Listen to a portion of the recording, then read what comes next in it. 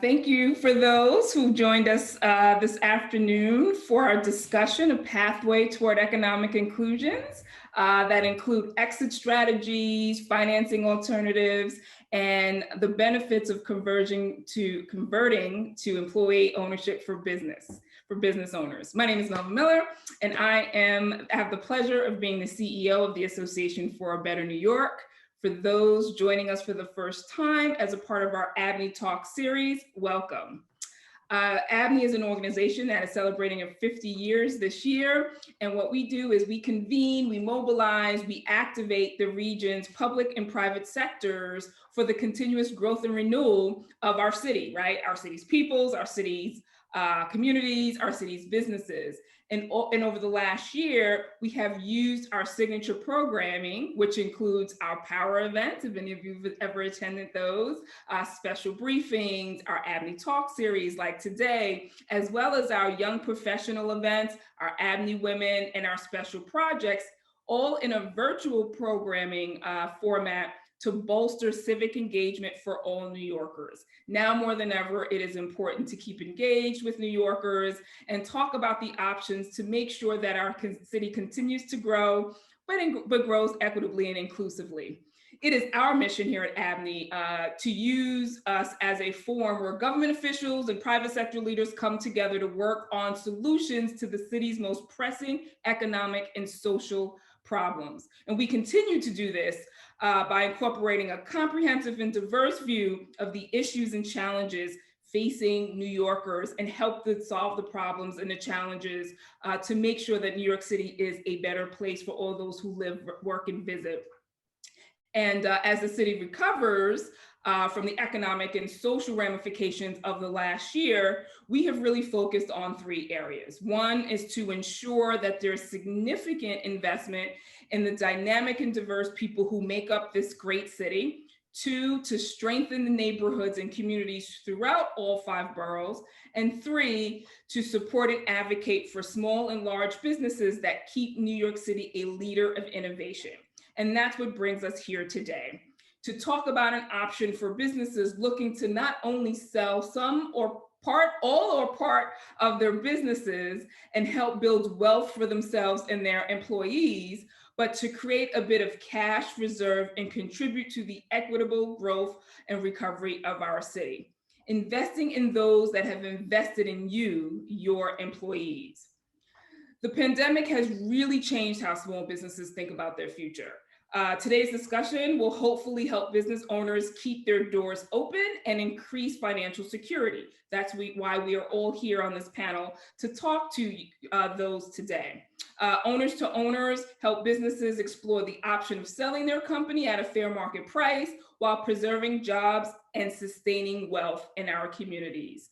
ABNY has teamed up with Deputy Mayor Thompson, Brown Hatchett Williams, Capalino and Company, HR&A Advisors, Next Home Platinum Properties, NYBB Group, and the Stewardship Masters to create a steering committee to launch an outreach campaign to those organizations that we've invited here today that support, advocate, and advise businesses looking for innovative ways to grow and thrive beyond the ongoing pandemic.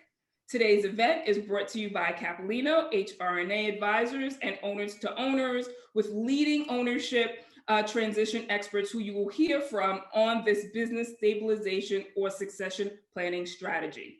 Before I turn it over to our host, I'd like to really acknowledge Carl Weisbrod from HR&A, who's also on our Owner to Owner Steering Committee and co-presenting today. He has joined us, he is here, thank you so much.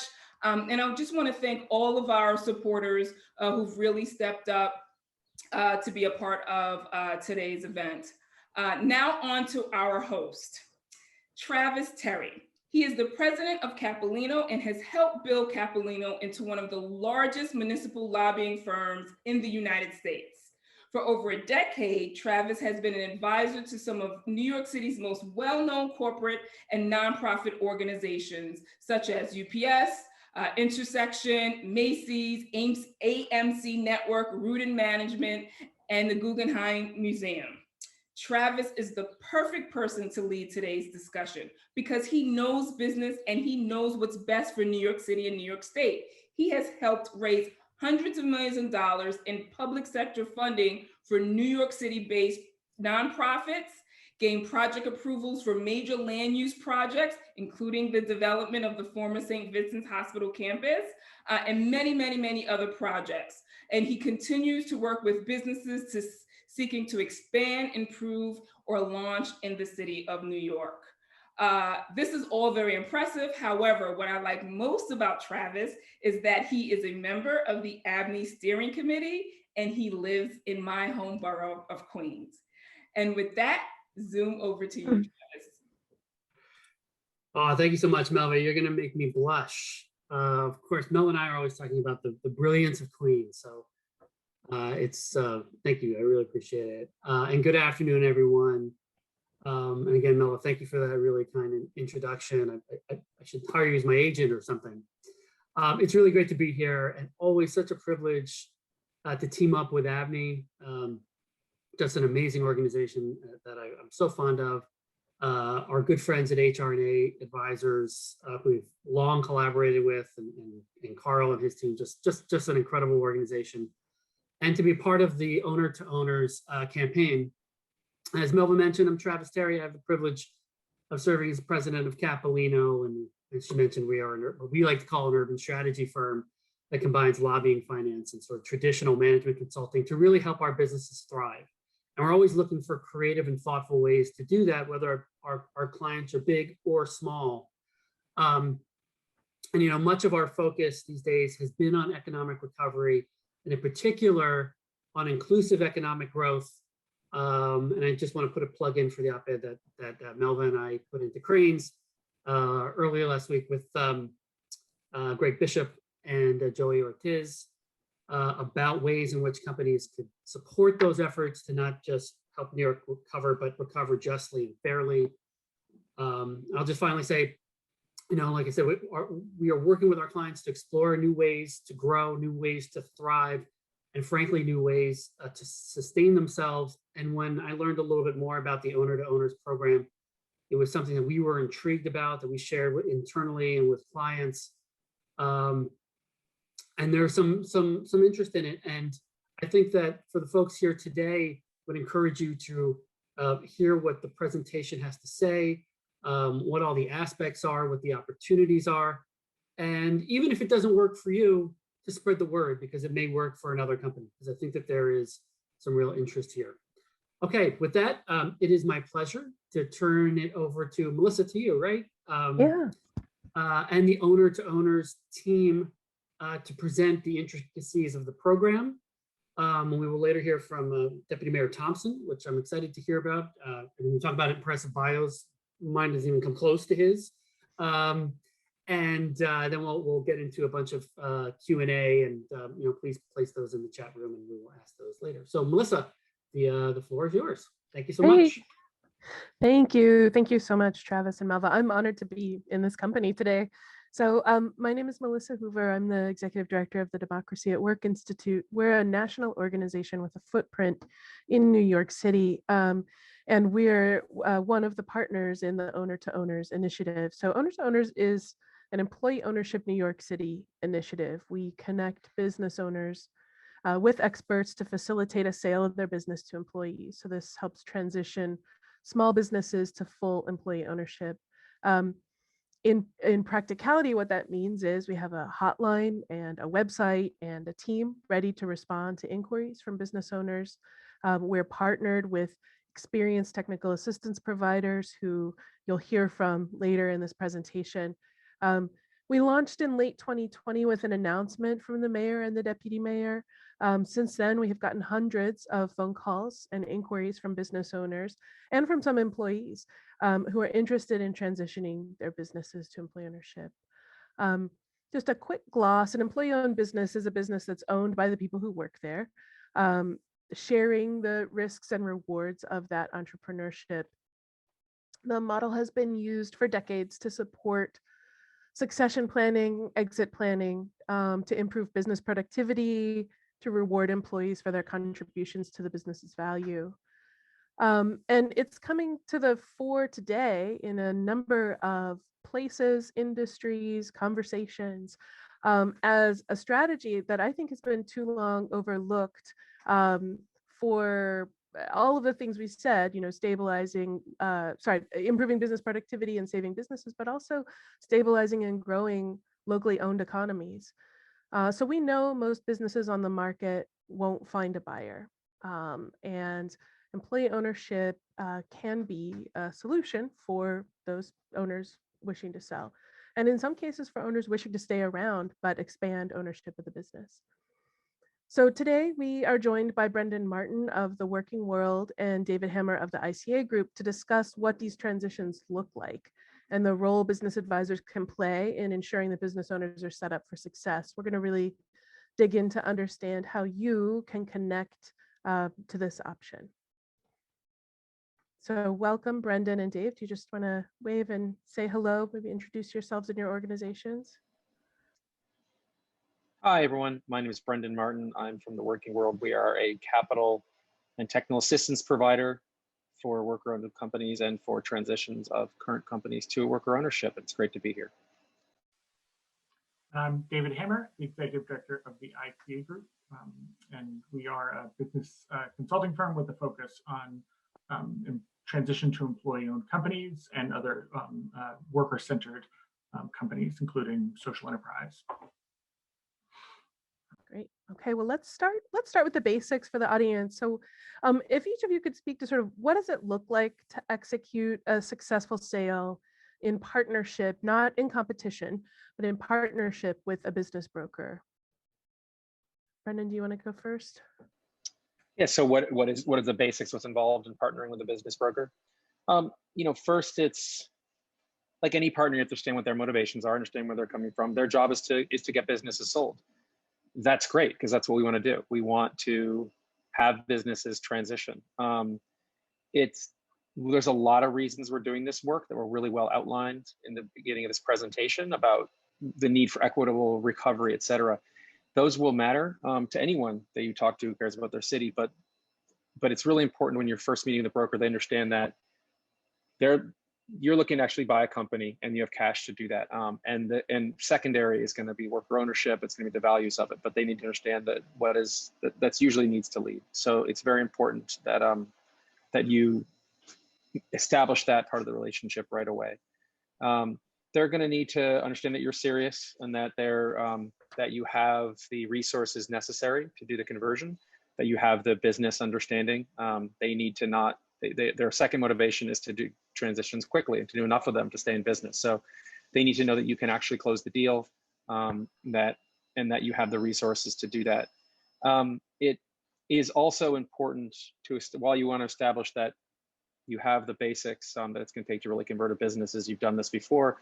The specifics of your needs, the diligence might be different. We can get into this later, but when we talk about the strengths and weaknesses of worker-owned conversion, sometimes brokers and owners are used to being bought by another business owner, or say private equity, not as commonly. The most common purchaser is another business owner who owns the same kind of business, and they may even know that business because they've been in competition for years. They can usually make the deal close like that. They can just look at their books and close it because they know how to dig through it. It will take us longer than those business owners. We also have to figure out how the workers are going to take it over. So we do explain early on that while the worker ownership is a very serious practical tool, and we have all the resources to make it happen, we do need to work in partnership with the owner to make this happen. And it won't take a week or two. It might take a few months.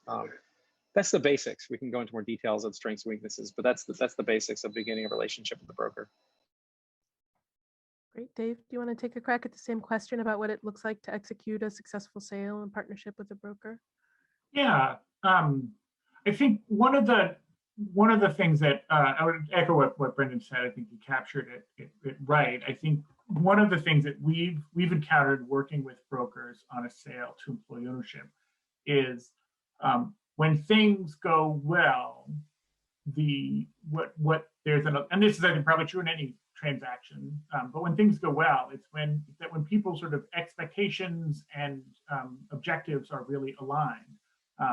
And where they don't go well, where sort of people feel like this wasn't a good process, is where they don't. So patience is a big piece of that. It like as Brenda said, it will take a little bit longer. You know, we are a you know, this process is it's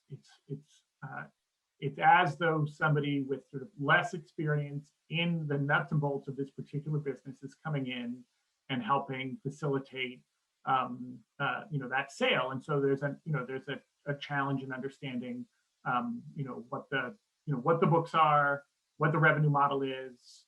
You know, like that diligence piece is really critical because the situation is that, you know, we've got capital providers who are bringing the capital to this, and you've got a group of workers. And if those workers are ready and those capital providers understand, like, that combination can be really great. But you know, the capital providers need to understand the risk, and the workers need to understand you know, what they're taking on.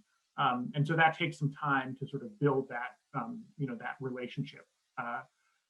You know, the one thing I will say is, in our experience where things have gone really quickly and smoothly has been situations where a business has been on the market for a while and a broker will, you know, sort of runs across us and winds up reaching out to us and says, look, this is a business that does have, you know, really strong fundamentals. It can work, but it's not a great, you know, it's not getting the, you know, it's not getting the bites it needs to. Maybe that's a price thing, but oftentimes it's, you know, there's you know, there's sort of other underlying things that are sort of the cause of that.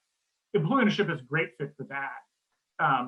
Where the other place where I'd say employee ownership is a great fit is when, you know, for when a broker's got a, you know, knows an owner who sort of has a really engaged workforce and who's built sort of an ownership culture and is sort of thinking about this, it's sort of a no-brainer that that's a right, you know, that's a great choice for that. So I'd say it's really when those sort of, you know, that understanding is really aligned and connected. So following up a little bit on that aligned understanding, I'm curious, what convincing do business owners need to know that their employees are legitimate buyers? You know, many business owners may not be used to thinking about their employee pool as a possible owners of the business. So what mechanisms in your experience make this kind of purchase possible? And if you have any examples to share, that would be great. Sure, and we can switch up the order if you want to start, but I can start going right now.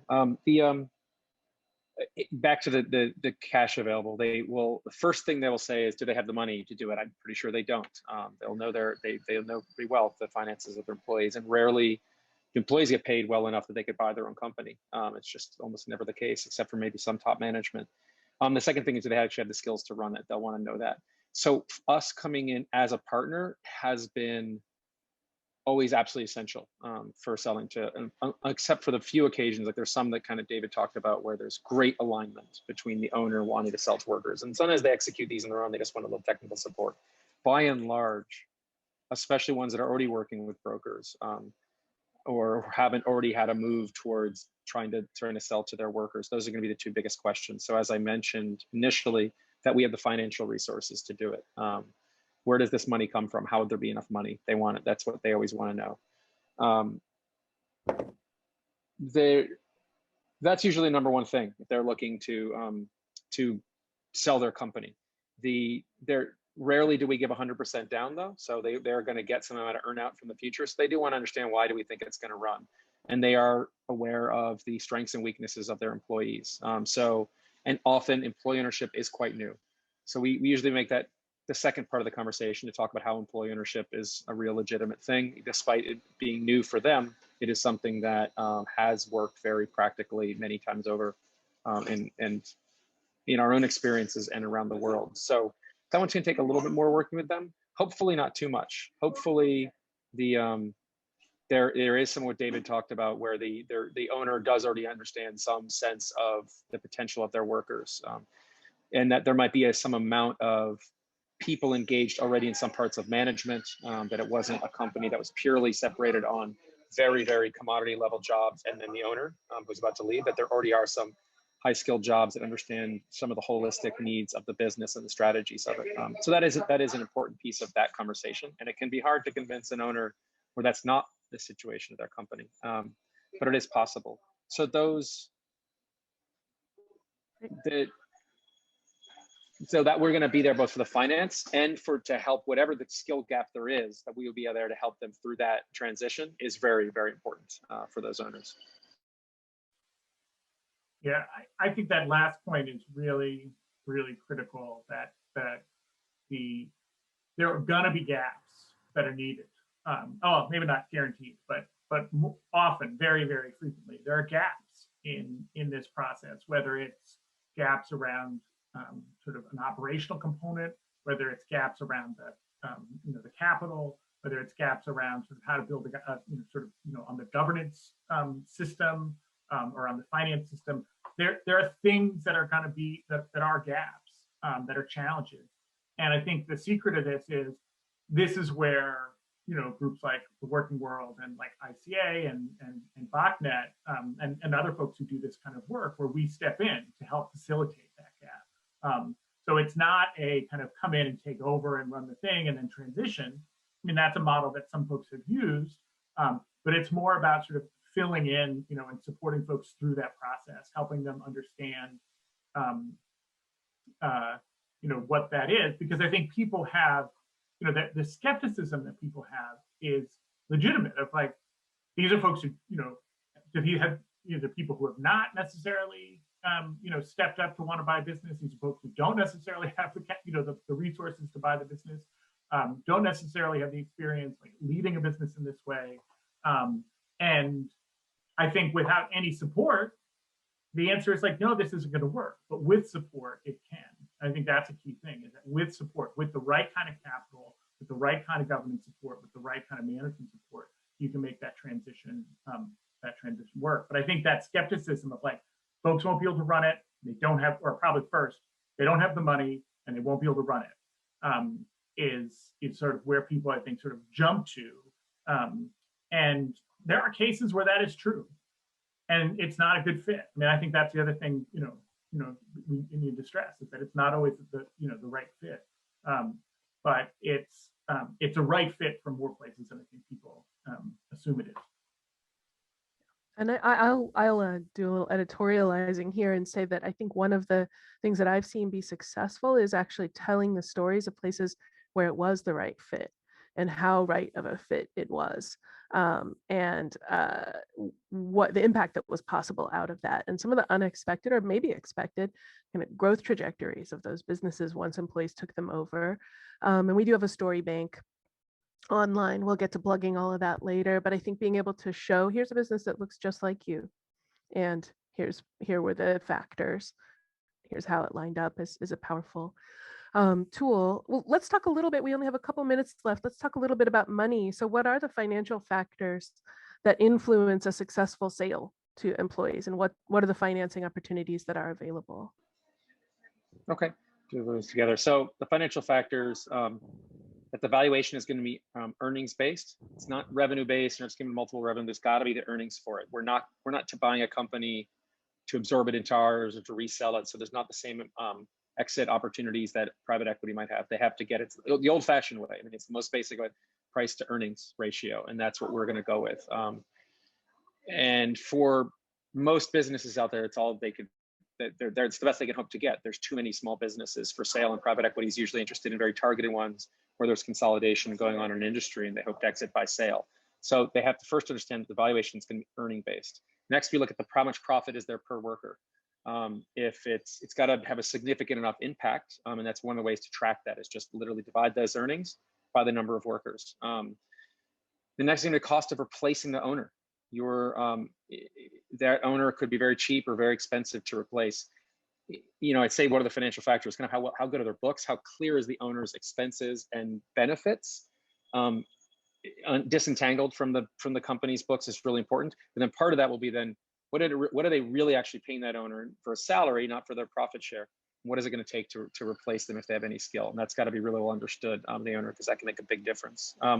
The financial stability of the business is going to be very important. So the financial factor, when we say that the price per earnings, we're not just going to take their cherry-picked year or most recent year. It's going to be over time, because again, this business has to sustain for a while. It's going to go through a shock of losing its owner already. So we want one that's pretty nice and stable. We're not looking for industry where zowie things are happening. We're looking for solid industries that continue to deliver wealth over time. And the last is that the multiple is a reasonable multiple for the industry. So the valuation is based on a multiple of the earnings. If they want a 12 times multiple, which we've seen sometimes, even though they're a small business, because that's what's true of very large businesses in their industry, that's not going to hold. We need to be able to know that this business would generate enough revenue to pay itself back within 3 to 5 years. Except for some exceptions when we go large, like when we partner with the ICA or someone else for a more medium-sized business, we might consider a higher multiple. The kind of financing available, we're available, the ICA and the working world. CDFIs in general, there are CDFIs that are getting into this game. There's even work that's been done at the federal level to try to make money available for these kinds of conversions. Workers can give some amount of buy-in. It's usually not even, it doesn't sound significant as a percentage of the overall cost of the company, if it's say 10%, that might be a significant portion of the risk.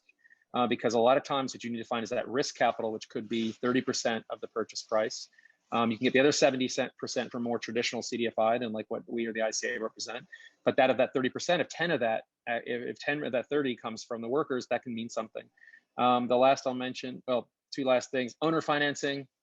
We're not putting 100% down except for exceptional cases. We want to know the owner believes in the future of the business too. There are times we've done it, but generally we're going to say you're going to get some up front and some's going to be earned out over time. So that definitely closes the gap as well. And the owner should be prepared for that. And then there is also support from the city. You know, one of the parts of financing isn't just the purchase of the company, but all the technical work that needs to be done.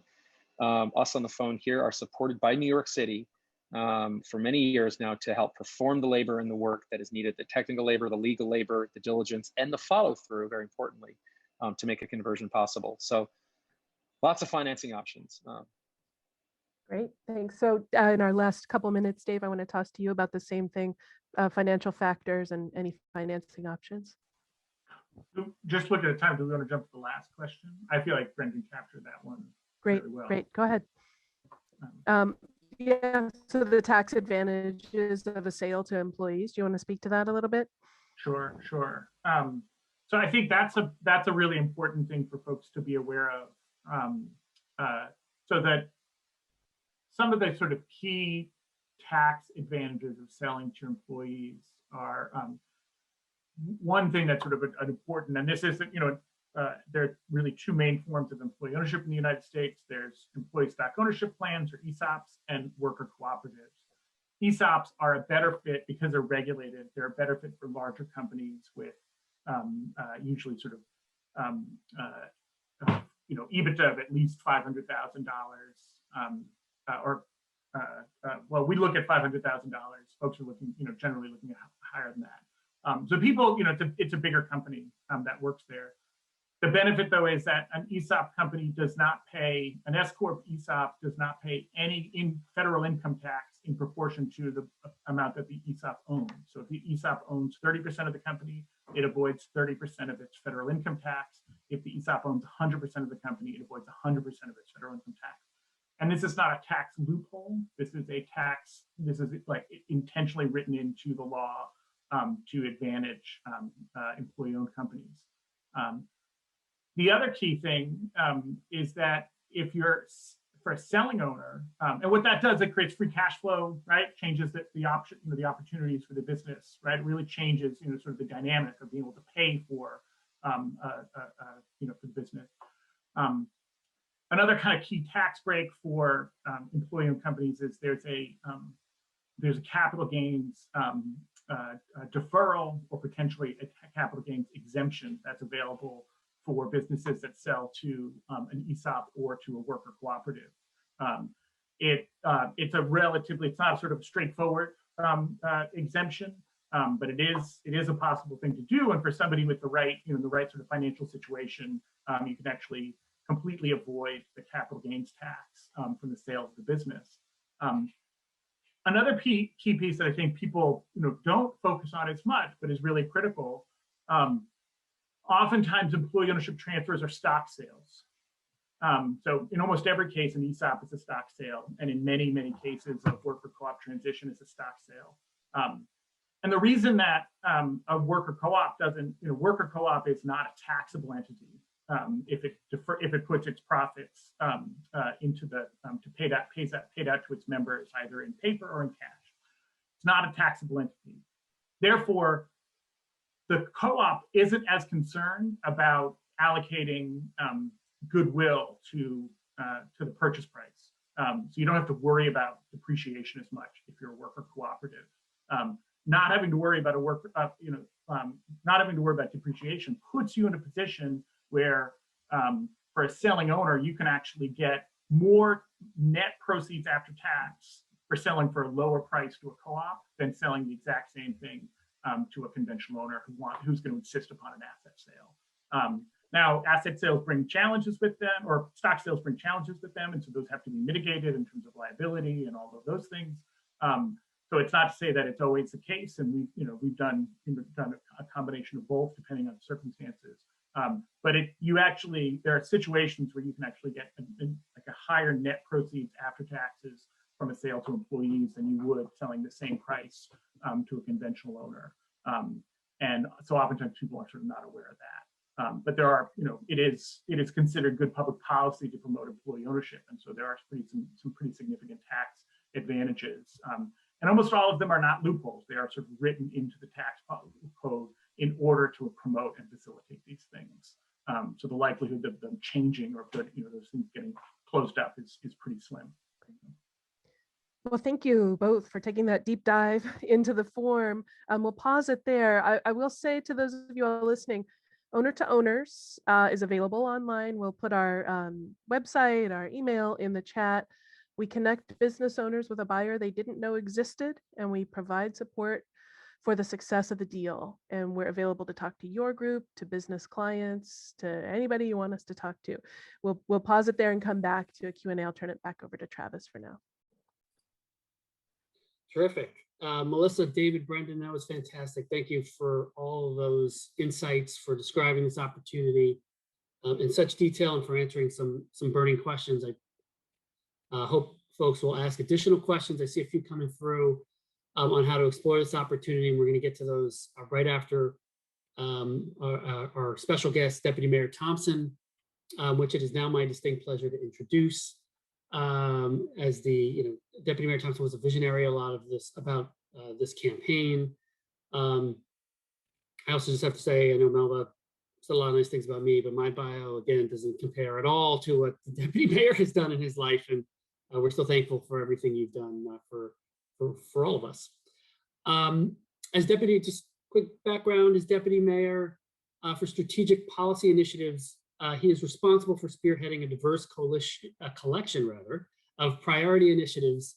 This includes Democracy NYC, the Minority and Women-Owned Business Enterprises Program, the Mayor's Office of Workforce Development, and the Young Men's Initiative. His agency portfolio, because the initiatives were not enough, includes the Department of Youth and Community Development, the Department of Small Business Services, the Commission on Human Rights, the Department of Veteran Services, the Mayor's Office of Immigrant Affairs, the Mayor's Office for People with Disabilities, the Civic Engagement Commission, and the New York City Public Engagement Unit. Deputy Mayor Thompson also serves as co-chair on the city's task force on racial inclusion and equity, and as a commissioner on the city's Racial Justice Commission. Prior to joining the de Blasio administration, Deputy Mayor Thompson was an associate professor of urban planning at the Massachusetts Institute of Technology. He's also the author of Double Trouble, Black Mayors, Black Communities, and the Struggle for Deep Democracy, published in 2006 by Oxford University Press. He's also written and worked extensively on community health planning, race and community development, and the politics of Black economic advancement. He also previously served in the Dinkins administration, just in case you had any questions about whether or not he had additional governmental experience, but he served in the Dinkins administration as Deputy General Manager for Operations and Development, and in the Manhattan Borough President's Office. Deputy Mayor Thompson has received a BA in Sociology from Harvard University, a Master's in Urban Planning from Hunter College, and a PhD from the City University of New York Graduate Center in 1990. Deputy Mayor, again, thank you so much for leading this initiative, and thank you so much for everything that you're doing with regards to racial equality and inclusive economic development, which I know is an incredibly important topic, especially these days as we come out of the COVID pandemic. And also, of course, for your focus on employee ownership. It's a privilege to be a part of this a discussion with you. And now I turn the floor over to you for some remarks. Thank you again. Well, thank you. That was a very gracious introduction. My mother would have loved it. Thank you, Melva and ABNY, for hosting this conversation. I think it's important that ABNY is engaging this topic of employee ownership because, as others have said, it's an equitable approach towards recovery, and also its innovation in business strategy. And as we recover from COVID-19, the city is going to create many new businesses in the green tech industry. And there will be many more businesses created in advanced manufacturing and other kinds of technical fields, because I believe we're only at the beginning stages, really, of transition from the analog and old industrial economy into a fully digital and kind of, everyone wired kind of economy. And that's going to change how we live. So there are going to be a lot of businesses created, and they don't have to be done as they were in the past. They could be done to have a lot more employee, worker voice, power, and equity. Employee owners, as others probably said, are more likely than other workers to stick with a business. They are more likely to put their souls into the business. Productivity tends to be higher. Employee owners also tend to benefit financially from being owners. And employee owners have a role in making business decisions, which means they have to learn how to work through issues with other employee owners about how to run the business. And these are the very same qualities that create good habits of citizenship that the city needs generally, and that the nation needs generally. Employee ownership, as was said earlier, is a good way of keeping good businesses in business. And we have found that a majority of business owners interested in selling their businesses don't have an owner. Don't have a buyer. So selling your business to your employees can be a great option. Also, employee ownership is one way of helping to close the racial wealth gap. And I will say, frankly, that after almost 50 years of MWBE programs, African Americans, for example, own 3% of the nation's wealth, which is the same percentage they owned in 1868, 3 years after slavery. And since the early 1970s, there have been over 10,000 Black elected officials elected to various positions in government. But the Black-white income gap is the same as what it was since the 1950s. And the Black-white wealth gap, racial wealth gap, is actually the same as it was in the mid-1980s. And so I think it's time to explore some new strategies when it comes to closing the racial wealth gap. And it's been, for many low-income groups around the world, pooling resources, sharing, cooperation has always been an important strategy. And for African Americans, it's exactly how they built Black churches all across the country only decades after slavery, when no one had personal wealth. Nonetheless, they were able to build these buildings all nationwide. In addition, widespread property ownership is what the American dream has always been about. It's what Thomas Jefferson and others argued for. But from the days of slavery onward, it's been a struggle to realize that dream. And we're a long way from there now.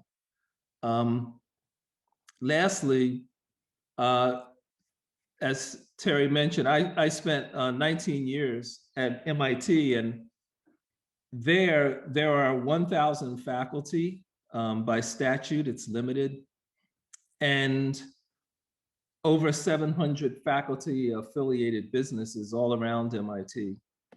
And the majority of those businesses are cooperatives.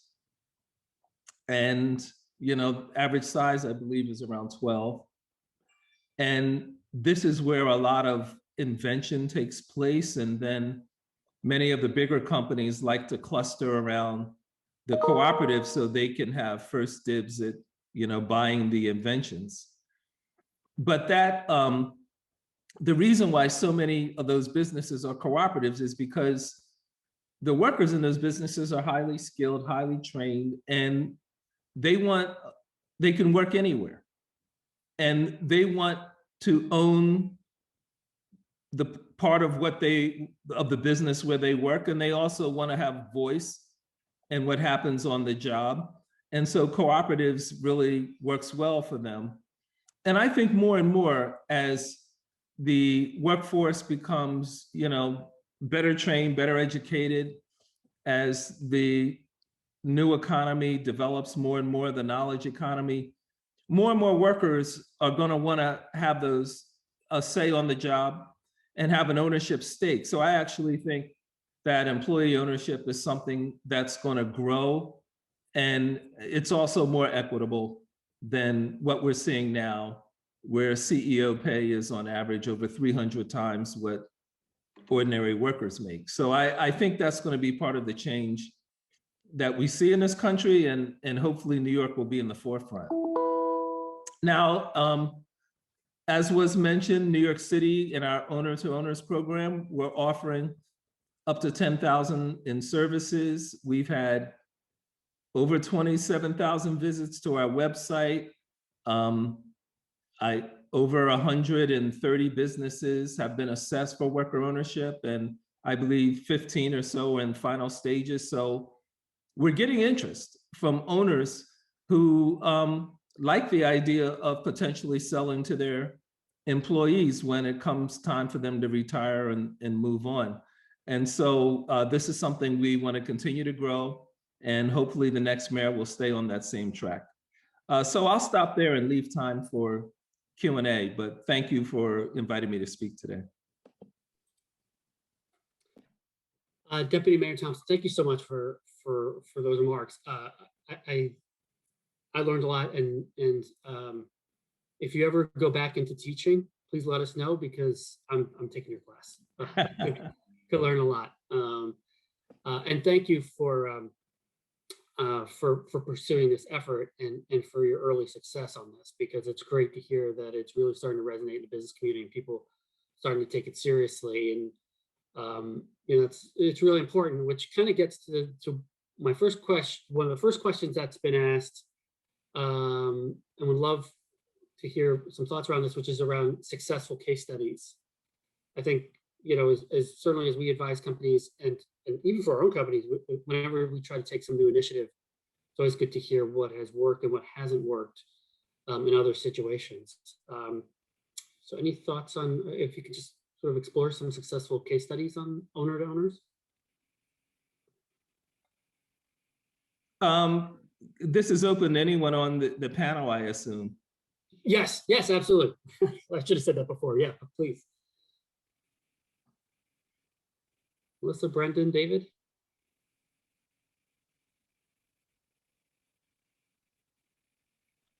Well, let's hear about Brooklyn Stone and Tile, Brendan.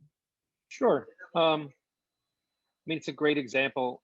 I'll tell a couple, quick example. It's a 30-year-old business that sold countertops. They came from old stone cutters who know how to really, it's a real skill, a real manufacturing skill, from traced all the way from Italy through Venezuela and eventually into Brooklyn.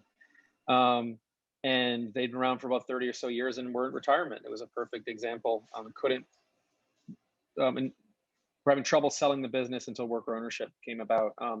We took the assets of the business, workers, other resources, and started Brooklyn Stone and Tile. It's a great example also of collaboration between city and business. It's in the Brooklyn Navy Yards, which is, folks know, as a place that has been set aside for high-end manufacturing and other kinds of wealth creation and positive wealth creation in the city. And they found a really good home for Brooklyn Stone and Tile. They share space with another manufacturing company, and they're much closer to their customers are than they used to be.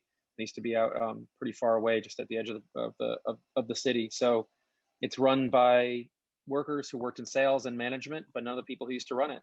Their revenues have grown every year. COVID was a really hard time for construction, but they managed to stay in business while a lot of their competitors closed their doors. They've got one of the most vibrant sales teams that are really guided by the workers that I've ever seen. And their entire value proposition was created by every one of the workers. And they think it's been stronger since they brought even the floor workers in that process. If anyone is doing any building in New York City, where, as you know, it's gotten really hard to find people, they got capacity. Call them up, Brooklyn Stone and Tile. They are one of the fastest turnarounds there are, and it's easy to visit them. I could tell other stories. There's a Child's Place in which is a 30-year-old business, which is now just getting to convert after a number of years working with us on exploration. It's a 5-story daycare that's been around for 30 years, or a childcare business with already over 60 teachers and hundreds of students. These are just some examples of some businesses in New York that have worker ownerships become the pathway, instead of closure, to become a succession of that legacy, those jobs, and that impact in the community. I want to kick it to Dave, but also just briefly jump in on a Child's Place, multi-generational Black-owned business serving Black community and sitting on real estate that certainly, if it were not transitioned to employee ownership, would be changed in nature, and the business likely would cease to exist and serve the community. So I think things where you see a multiple win, employee ownership is often sort of holding is a container for those multiple wins. And a Child's Place is both of those are great examples. Dave, do you want to speak to any of your sort of case study examples here? Yeah, I mean, I could just talk briefly about one of the companies we're working with right now that is sort of going through the process of finalizing of the sort of designing the sort of management transition and the governance transition and the lining up the financing. It's a company they've sort of been talking about their process publicly through the owners to owners. It's a company called Green Mountain Graphics. So this is a second generation print sign making company. And the owner, he was one of these folks who was sort of looking and saying, trying to get, want to get out, want to be done. And, was open to the idea of employee ownership, was open to the idea of selling to anyone. Wasn't sort of, didn't come to this with a sort of a sign of like, oh, this is the thing I want to do, but really about like, finding the best fit for him. And yet in that process of sort of exploring employee ownership, and we sort of got through the idea like, oh yeah, these folks are, they could take over this, these are the people these are the skills and the trainings that we need to do and to get people to the space. Really sort of saw that there's a long legacy, that legacy that his parents started when they started the business, would could continue on. And there's some videos with Eric, the selling owner from that company, on the owner to owners .nyc website. Terrific, thank you. Next question. What types of businesses are the best fit for this? Are there any particular, it's a multi-part question, I should have mentioned that beforehand. What type of businesses are the best fit for this? Are there any particular industries? Are there businesses that are not good fits for employee ownership? Thoughts? I'm happy to jump in there. Yeah, please. Go for it. Yeah, you go first.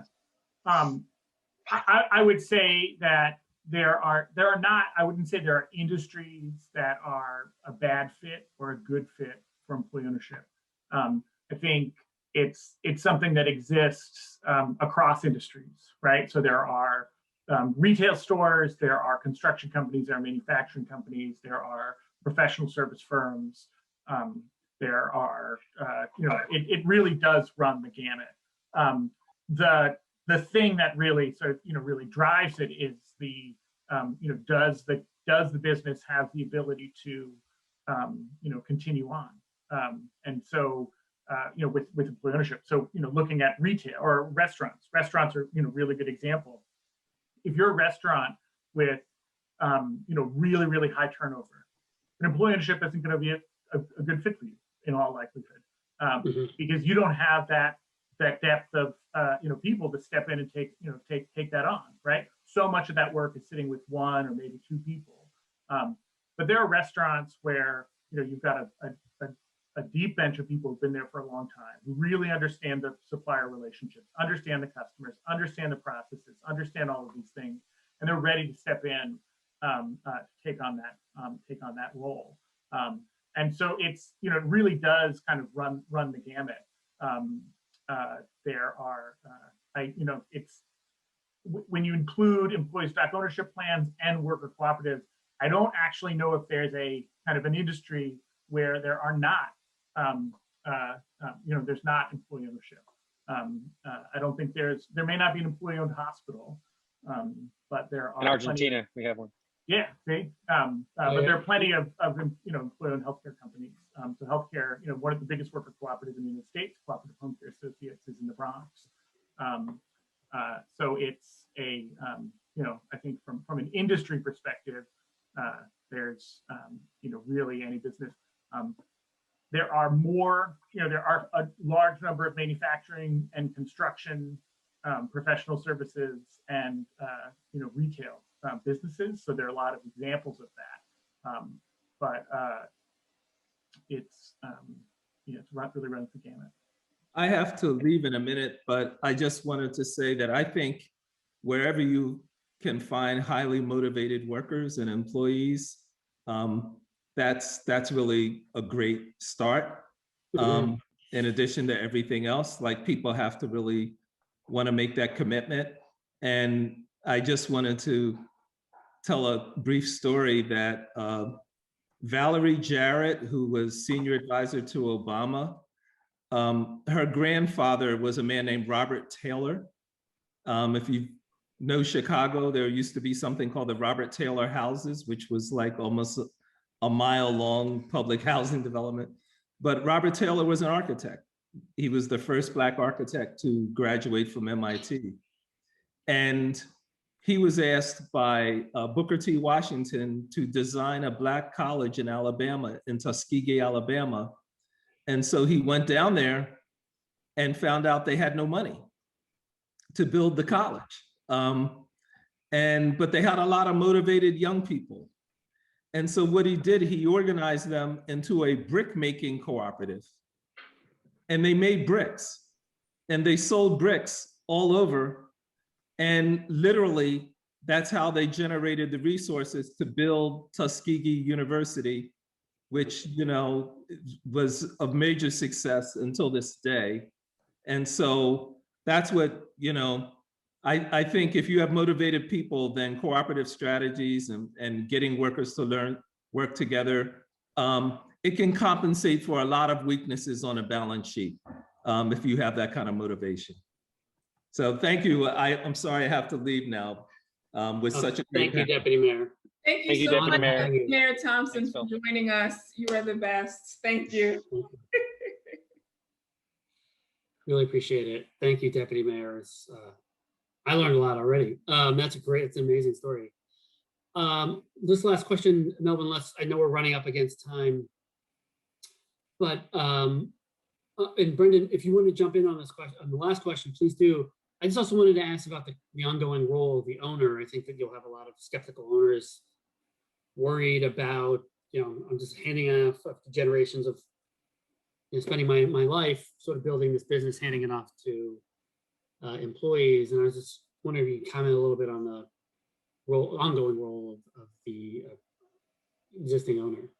Yeah, I'll say a couple of things real quick. I'll try to make them brief. Yeah, please. Sort of that in the last question, kind of wrap it up from our side. I mean, Industries, it's real, like Dave said, actually any industry has worked. Even industries with high turnover, cooperative home healthcare is an industry with incredibly high turnover that turned out they made it work. So we just, the biggest challenge we have, and this goes to that skepticism question, is that people don't know about this. So even the questions Melissa asked in the beginning, you know, what do they ask you? What are the problems? Like, do they have the money? Can they do this? The fact that worker ownership isn't known means we have to do a PR campaign and public education campaign before we even get to do all the technical work. The more that people understand this, the more that they've heard the stories like the ones that Deputy Mayor Thompson will tell, the more they know about Mondragon and other businesses, the easier it is for us. Also, for this broader ABNY network, you know, to letting the world know about worker ownership, that it's not an exotic, magical thing, but it's actually a very real, practical thing that when you put, you know, elbow grease into it, works. The more they know that, the easier our job is. And one of the reasons we need, so Dave and I will tell you about how, well, it's going to be better if the industry is like this, is because we need everything on our side because we're up against so much in trying to do these conversions. The more they become well known and are out there, the workers know they're real, the vendors know they're real, the customers know they're real, the owners know they're real, the easier our job becomes, the more that you could see worker ownership anywhere.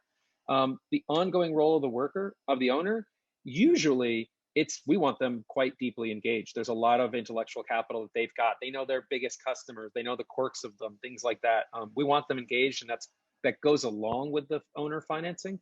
We're going to ask them to stay engaged and motivate them by saying, you know, they'll get an earnout, which could only be the more they help the company succeed, the better they might do. There are a few occasions when it doesn't make sense. The owner kind of already stepped away. Great place to convert if the owner is already gone.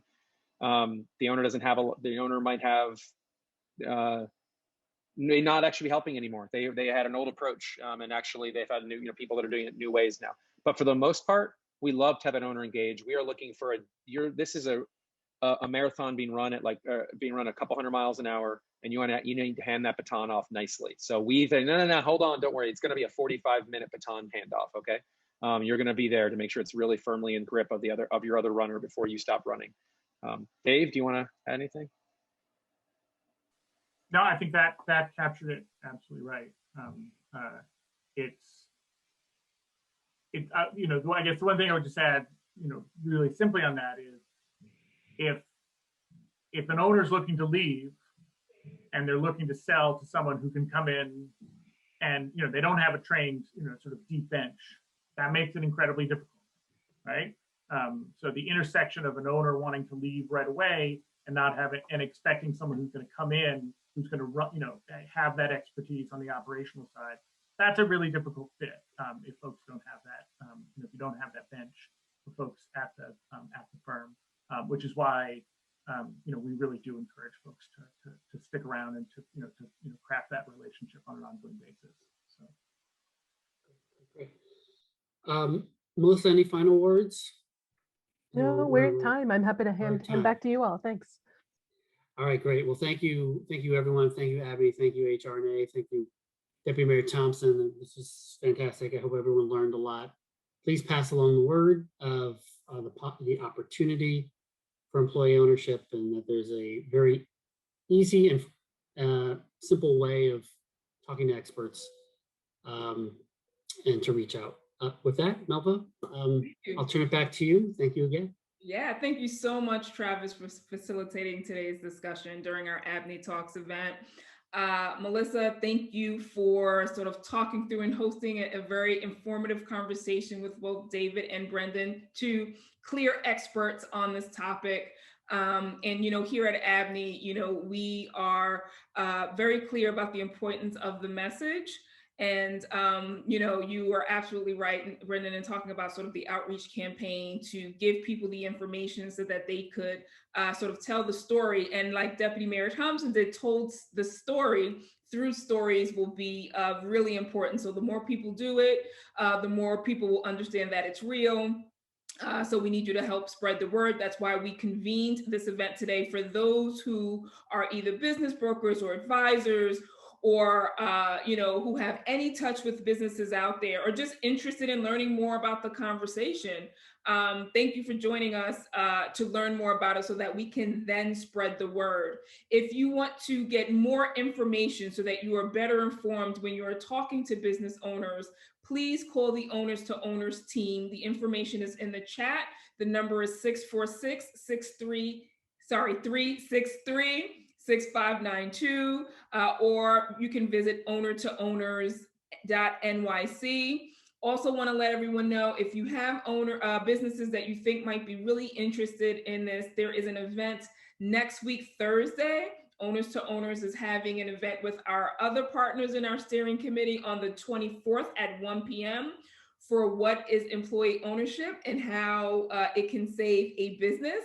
So that event is for business owners specifically. So please spread the word about that. To register to the event is in the chat.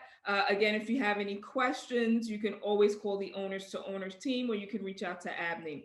Thank you so much for joining us this afternoon. And we look forward to continuing this campaign with each and every one of you. Thank you all.